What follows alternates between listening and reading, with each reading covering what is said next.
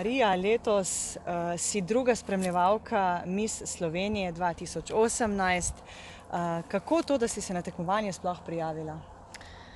Ja, v bistvu bilo je čisto spontano, rekla sem, grem probat. Potem pa sem nekako bila v dvomih, a bi ali ne bi. No, potem me je Jelka poklicala in je rekla, saj probi pridi pa, da ti pokažemo, da ti razložimo, kakšen je koncept našega projekta. Pa sem bila najprej že šokirana, ne pošlješ nobenih mer, ne rabiš obseg pasu, višina, itm. Nič tega ni bilo. In ko sem šla na prvi sestanek, je razložila to, da podpiramo slovensko, da hočemo povezati Slovenijo, slovenske podjetnike, sem bila, mislim, že čisto navdušena in sem se videla v tej zgodbi in sem rekla, ok, to moram probati, to je nekaj novega. Tako da na ta način sem začela, potem sem pa tudi videla, da bi lahko na ta način tudi predstavila paliativno oskrbo v Sloveniji, da bi mi bilo lažje in tudi Jelka se je s tem strinjala, tako da smo tle nekako začeli te spremembe delati. No.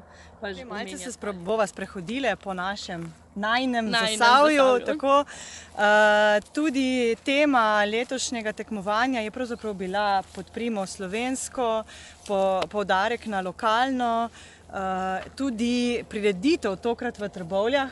Povem, da sem dobila ogromno novih izkušenj, da sem spoznala ljudi v Zasavju, ki jih prej sploh nisem poznala, naprimer Devesoft. Jaz ne morem spustiti gospoda Jureta Kneza, ki mi je bil v ogromno podporo in tudi trenutno bo njihovo podjetje sofinanciralo mojo knjigo.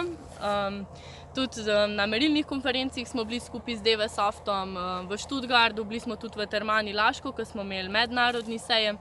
Tako da lahko rečem, da sem ogromno novih ljudi spoznala, njihovega razmišljanja, ker saj veste, za Zasavje nikoli ni veljalo, da so ljudje blazno pametni pa sposobni, pa da se kaj dogaja v Zasavju. Odkar smo pa mi sicer začele sem prihajati, sem pa stalno tudi od prijateljev poslušala, pa res je v Trbovljih, pa to se hecate, ljudje sploh niso mogli dojeti. Pa mogoče kakšna prigoda s tekmovanja, kakšna zabavna, se je kaj pripetilo, kakšna bolj hecna? Ojoj, hecna. Mislim, z dekleti smo se itak stalno imeli super, pač konstantno dobivamo vprašanja, smo bile tekmice, smo se marale ali se nismo. Jaz iskreno lahko rečem, kot druga družina smo bile, mi smo ogromno časa skupaj preživele in se tudi presmejale našim neumnostim. Pol, ko smo pogledale live streame, smo se tudi presmejale, včasih smo kak kiks naredile. Da bi pa prav smešno bilo, ne vem, verjetno na Veliki planini kakšna stvar, ko smo delale, pa se učile most krave, pa izdelovale sir. To smo se dosti presmejale, ker mislim, da je večini nam bilo nekaj novega, to nova izkušnja. Je to? Paliativa je tista tema, zaradi katere si se tudi nekako prijavila, želela si ljudem povedati, pokazati, kaj je to, pa tudi spremeniti način razmišljanja. Ja, res je. Kaj naj vam povem? Želim si, da bi v Sloveniji se začeli zavedati malo bolj, da smrt je nekaj, kar pride in da teh tem ne moramo devati ves čas na stran in se o njih pogovarjati šele pol, ko je včasih že tudi prepozno.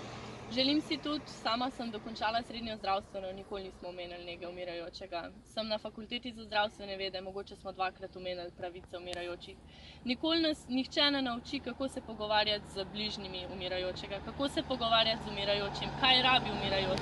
Saj niti mogoče ne vemo, kaj potrebuje, dokler nismo v njegovi koži, težko to govorimo.